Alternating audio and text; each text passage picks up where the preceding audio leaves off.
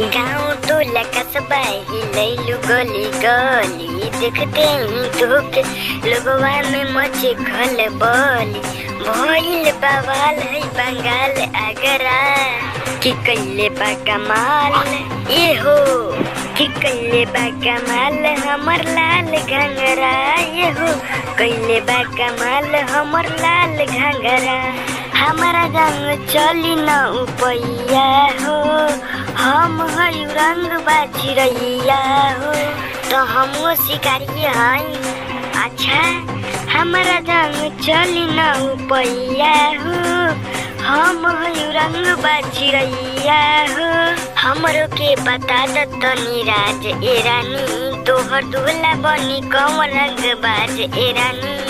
अरे कौन भैया तोरा इतना ना मालूम बा कि हई अक्षरावा के दूल्हा हमी नु बनम केसरिया, समझला।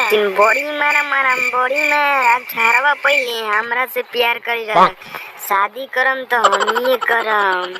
ओ कौन भैया तोरा से झाट शादी कर तो कहल कि तोरा दिया भुनास, ई भुनास बा भुनास लेखा बाजा बजावले, एकरा से शादी ना करम। आ देखई तरह हमरा से शादी करी कैसे हम आराम से झुनझुना बजावले, समझ।